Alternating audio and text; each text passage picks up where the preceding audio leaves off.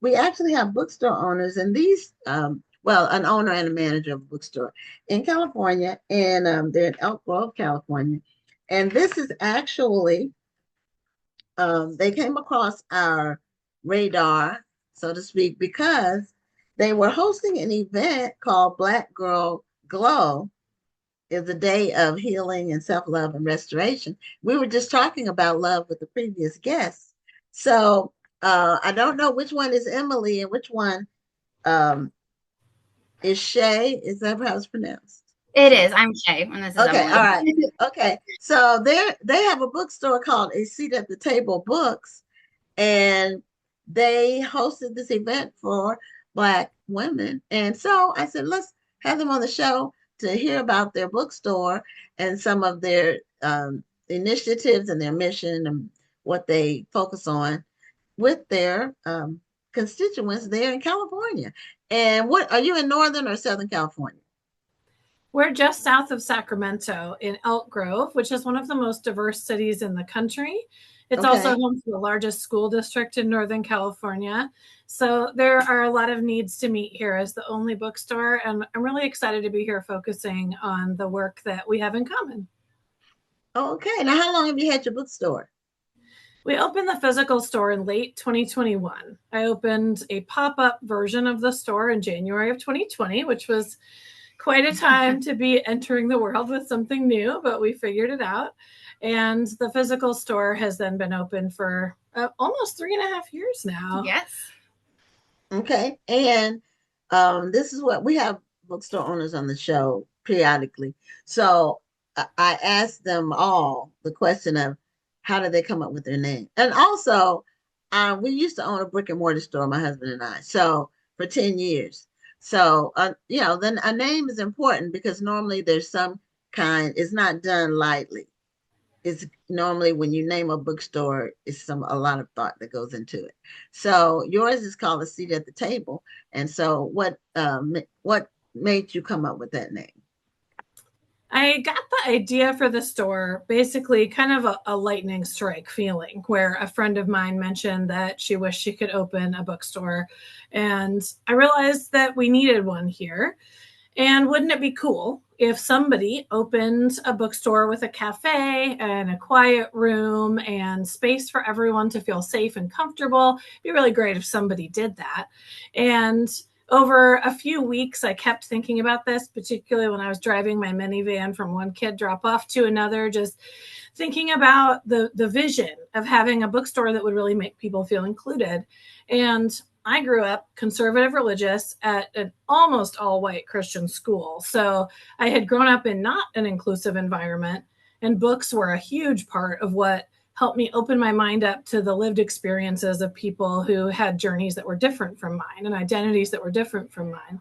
So that was really the heart of what books meant to me, was this expanding of who we are and how safe we feel in the world and how much we make other people feel safe. So one day when I was driving, I had the idea of calling it A Seat at the Table. And that's actually when I realized I had to be the one to open it, because that was the heart. That's the heart of the store, is that everyone deserves a seat at the table. And books and community space are really essential to making that happen. Okay. And then, Shay, how did you get involved? Yeah, so I am actually a local author. And so I had pitched to Emily to have my book on her shelves. And then we basically created a friendship from there. I really enjoy making social media posts that get to hype up the bookstores that I'm in, that alongside the book and how they're aligned. And I had a lot of fun with that, and was seeing the community response there. And then just really luckily a position opened up, and Emily said, yes, please, you have to come work for me. And I said, okay, I would love to be there. I mean, there isn't really a better job than being surrounded by books. And as an author, getting to support other local authors on our shelves and really making sure that we're elevating those voices, whether they're historically silenced or actively being silenced today, and making sure that platform still exists. I get asked all the time, where's your banned book section? And I say, it's the store, because everyone deserves to see themselves in books and have access to their stories being told. So what kind of books do you write? So my first one was a YA. I started writing it in high school, so I was really telling my story. And I was an avid reader, and so I brought in a lot of books that I had been reading and really should have been classics that I was reading in school, like Zora Neale Hurston and Toni Morrison and a lot of the greats. And then the one I'm working on now is a adult speculative fiction or a zombie end of the world story. 2020 radicalized many of us. And so I was really trying to grapple with what we were witnessing, both the virus and how we weren't seeing a community response here in the States to protect each other, and then also the police brutality we were seeing. And so I thought, what if we had a virus that turned us into zombies? And if we got to have a reset, would just power systems be possible? And who would be in charge if that were the case? And so that's the story I'm working on now. Oh, okay. All right. Well, you're right. If you're a reader, and I'm a reader and a writer, so then a bookstore is a great place to be. And a book can be your best friend, and you can never have too many books. Agreed. Yes, absolutely. There is not a good reason not to buy the book. Always buy it. I keep my to be read shelves continue to have things added, but I keep buying books. One, I want to support the authors, and the show introduces me and our audience to so many authors. We've had over 700 guests in the. We'll celebrate our 5th anniversary in July for the show. We started during COVID, July of 2020. That 5-year milestone is so essential. Yeah. So congratulations. Yeah, and one of the authors you've had on is one of our local authors too, Brian Copeland. Oh, okay. Yeah, he's going to be on. He has a new book coming out. Yes, he does. And he's launching in a couple of weeks. Yeah, he'll be in store to talk about it and do a writing workshop for the community too. Okay, I read that book, by the way. He was on the show with that book. And then his I think the next book is a sequel. Yes. I think it's a part 2. So now tell us about the local author who hosted the Black Girl Glow, and how you all got involved with that event. Yeah, so Regina Lawless was one of the hosts of Black Girl Glow. And I met her because she reached out. Well, actually, she's part of a group called Bay Area Book Babes out of the Bay Area. And so we have many of those local authors on our shelves, but that's how I first got introduced to her. And she's hosted a couple different events. She's hosted open mics with us, and her book is amazing. We want to get it into as many hands as possible. And she is just such a bright light in the community and in my life, and I'm glad to know her. And she's the founder of her own organization called Bossy and Blissful, which is a restorative community for Black women leaders. And we knew that if we were going to be able to host this event successfully, it had to be anchored by Black women in community. So Regina Lawless was one of the anchors. And then the president of our nonprofit board is another Black woman. And so it was our nonprofit with Regina Lawless hosting this event. And me behind the scenes just really amplifying and giving energy and supporting it on the ground. Oh, okay. So how did your event go? When was it exactly? Because that was how I learned about your store, because of the publicity for the Black Girl Glow. Yeah, I'm so glad about events, and then I said, "Oh, well, we need to find out more about the store and get them on." And then, and I'll just share this with the audience. When I emailed you, you said, "Well, thank you for contacting me. I'm not Black, but is it still okay for me to be on?" And we have non-Black guests from time to time, different if it's a relevant topic, if it's related. We've had several that have written some amazing historical books about Black people or an era of history, and so sure, we do that. So, but how did that all come about? How did you end up just making your store a place to go to for these kinds of events? Yeah, I mean, as Emily said at the beginning, we're trying to be a seat at the table for our whole community. And I think the Black community is still an area that we're really wanting to make sure you and they know that you have a safe space with us. And the way to do that is to host events that they know that they can attend and feel welcome and want to have joy and have inclusion and, again, be introduced to the books that we have. Like you said, the publicity of the event is how it reached you. And that's exactly it, is we want to make sure that we're using the channels available to us and having the people who are amplifying it be the right voices. And Regina and Jasmine's voices absolutely were the ones to be uplifting that. So that was the idea behind the event. And then the idea to call it Black Girl Glow, a day of self-love, restoration, and healing, that came from Regina, because she said, what I'm talking about in my circles with my women is that we need rest. Like, we have been running for a long time, and how do we get that recharge, and how do we have even the space to have that self-love? And so we need an event like this. And so we built an entire day of events catering to self-love, restoration, and rest. So we had yoga or soulful stretch with a local leader, and we had a local book talk, and we had, guided writing exercises, and we had an opening ceremony with a local poet. And we really just were trying to reach holistically all those senses of wellness, and what this community might need. And I say most of the people we brought through the door also hadn't ever heard of us. So we were successful there. And then when we surveyed later and said, well, were we successful? Did we create joy? Did we create inclusion and a space of safety? We heard overwhelmingly yes. So hopefully the first of many, maybe an annual event. And we're always looking at ways to bring in Regina again, because she's just amazing. So how many people attended the Black Girl Glow? Yeah, so over the course of the day, it turned out to be a more intimate event than we were thinking, given all of the different hosts that we had of the day. But I would say, over the course, maybe 40. Okay, that's a good solid number. Yeah. Mm-hmm.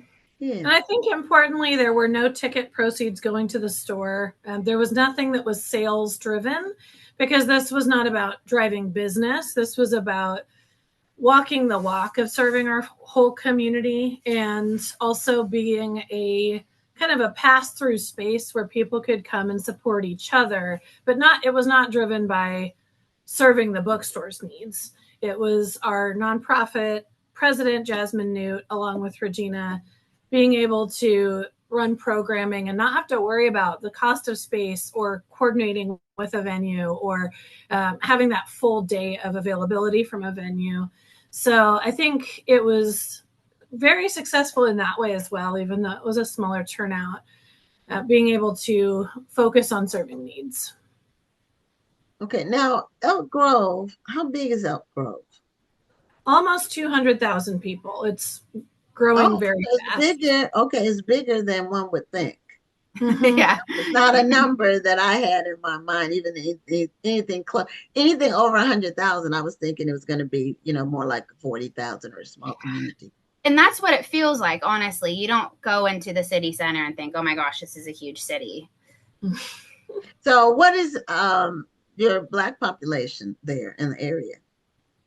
In terms of Elk Grove is one of the most diverse cities in the country, and that includes representation from different groups. I know more that the school district is close to a quarter Black, a quarter white, quarter Asian, and then the other groups broken down as well.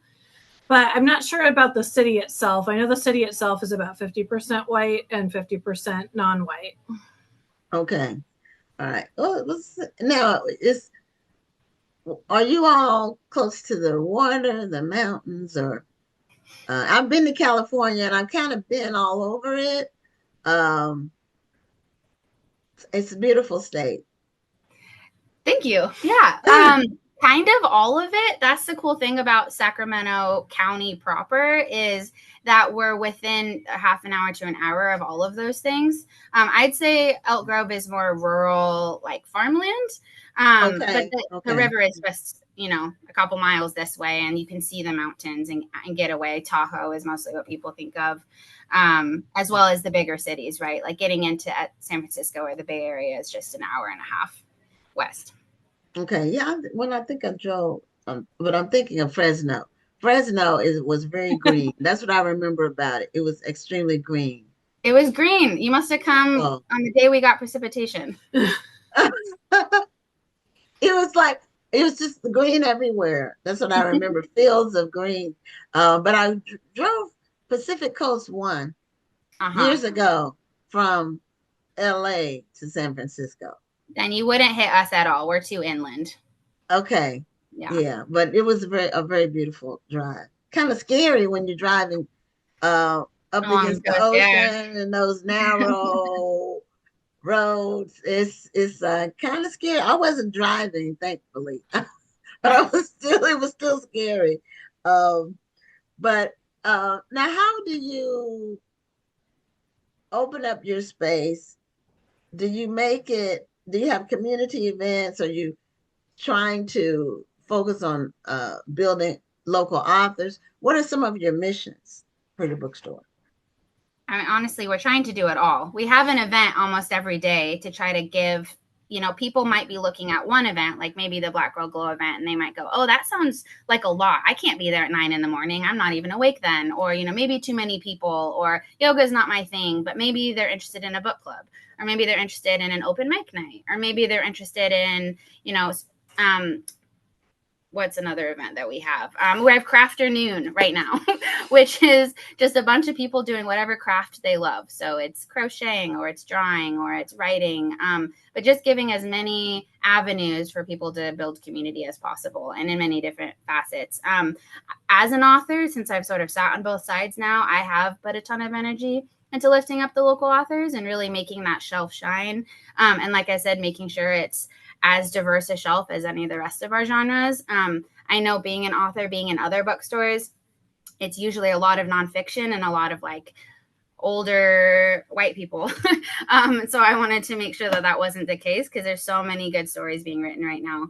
And it's the gatekeepers of publishing are still very older white men, and so if I can have any say in what stories get told and amplified, then that feels really important to me. But yeah, we're trying to create as many access points as possible. If you want to speak more to the mission. Well, just to kind of jump off what you're saying too, that is why we work with more local authors than almost any other bookstore I know. And that comes from Shea's expertise that she shared very early on at one of our local author fairs, where any local author could have a table and sell their books directly. And she was sharing about the barriers in publishing that lead to more of our marginalized population being self-published instead of traditionally published. So we've really put a lot of work into a robust local author program that gives more access to our audience, to the authors in our community, which I think is really important. We also have a quiet room, and that is inspired by the neurodivergent members of my family who have needed space where they can just turn the sensory input down.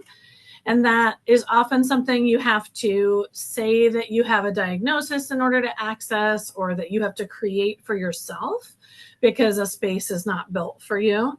So we have done as much as we can to build our space in a way that creates that safety for everybody in our community across all of the spectrum of identities that have been marginalized.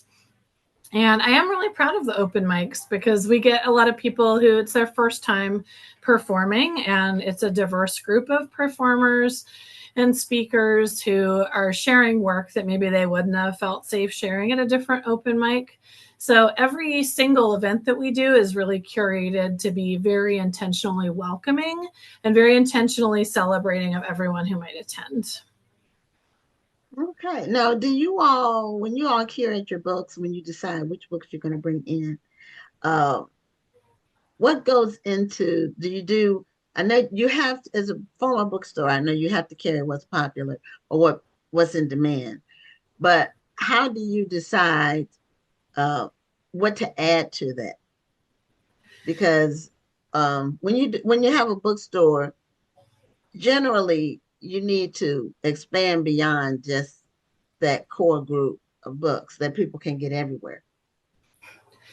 There's kind of multiple factors to that. One of them is we don't have every author you can get everywhere, quite on purpose. We do not actually have Dr. Seuss books regularly shelved, because he was also known for racist cartoons in the newspapers. we can order things in that are not on our shelves, but we're not going to give designated space to those authors. We're not going to carry J.K. Rowling because of how she erases trans and now asexual identities. So there's the who we will not carry and the more stringent kind of expectations for some of these mainstream authors. But there's also who we will carry. So I actually was at a conference in February where I got to have dinner with an author. I have a printout here because the book is not out yet. This book comes out next week. It's called All the Noise at Once by Deandra Davis.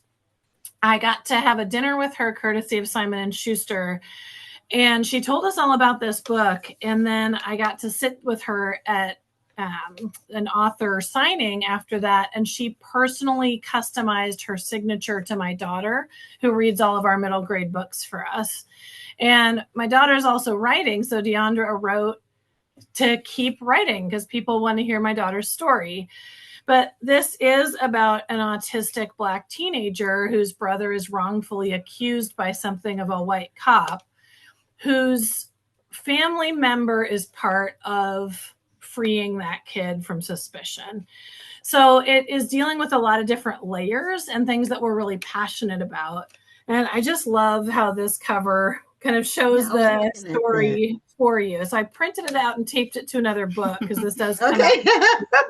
She's also a professor and a mom of 5. Like, this person is absolutely Deandra Davis. I would recommend connecting with her sometime. I can connect you. Okay. But we're looking for stories we're really pumped about, we're really enthusiastic about. And a lot of that is because it's opening up the world to more readers and opening up people's lives in ways that have not always been told as much. And that's just more inspiring. We get people coming in and crying once a week because they've never seen themselves on the shelves the way that they do here. So there's, yes, definitely some of the bestsellers that are making it. But there's also a lot of stories that it takes a bookseller to sell because mainstream authors, they will sell anyway. They don't need our help as much. But Deandra Davis is new to the scene and her story needs to be told to as many people as possible. So we get to have that like excitement and that what we call hand selling, as I'm sure you know in the industry, where we're getting to actually have conversations with people and say, this book is so good, but you won't necessarily hear about it the same way that you're going to hear about a major author. Right. You want to talk about this one? Yeah, the other author we love and are working so hard to bring out from the East Coast is Tony Keith Jr. His book is called How the Boogeyman Became a Poet, and he has just won like every single award and has just been nominated and is being recognized all over the place. And his bio is that he's an award-winning Black U.S. American gay poet, spoken word artist, and hip-hop educational leader. And I love being able to bring that to the shelves and be able to showcase hip-hop in a different light, right? And being able to basically take it back to its roots, that it's all about radicalizing and educating and freeing. And so having this on the shelves and being able to hype this up and saying, please buy this, like your life will get changed. And then being able to bring him into the community and introduce him to our community. We're thinking of lots of different ways to be able to bring him out here. And he's incredible. There's a lot of authors that ask for honorariums, as is their due, for being so big. And he's like, if you can get me out there, I'll talk to y'all. So if you know any Sacramento organizations or anyone's watching, I mean, as an author and bookseller, there's not a lot of money in book selling. Right. So we don't have a lot of excess that we can use to splurge on plane tickets. But boy, would our community love to meet Tony Keith. I talked to him at a conference and his energy was just, it stayed with me over a year later. I still remember what it felt like to meet him. So if we can get him out here by partnering with someone, that will be such a gift to our local community. Okay. And finally, because we're at the end of our time, if someone was an author in your area or planning to visit your area and wanted to do a book event at your store, is that possible? And how would they reach out to you? Yeah, absolutely. We actually have a whole authors page where you can get more info, and I'm the one who monitors our authors inbox. Okay. And we have a form that you fill out so I can get to know you a little bit better and who your intended audience is and what your book is about. And then we go from there. And yeah, one of the major events that we do are author events. We have a few that we host regularly and monthly. And otherwise, we can build it around the author, whether it's a reading or a discussion. When Brian's book Outraged came out, we built a whole discussion with Tracy Stafford, another community local activist, and got to discuss and really dive into the topics that he's discussing in the book. And it was a packed house. I mean, these are dialogues that people are looking for and are looking to have safely, right? And so that's what they would do. They would go to our website, fill out the form, and then I would reach out to them. Okay, so your website is A a seat seat at at the the table table books.org. book Yeah, the full dot title org dot .org. org. Yeah. Okay. And if you can't get all the A's and T's in there, if you just search Outgrove Bookstore, we're the only one. So then that'll pull us up Oh, in Google, and you okay. can find the form from there. Yeah. Okay. Well, thank you so much, Emily and Shay, for being on Black Authors Matter TV Thanks and so much for continue having success us. in your bookstore. We really appreciate it. Thank you so much. Okay, you're welcome. Bye bye. Bye.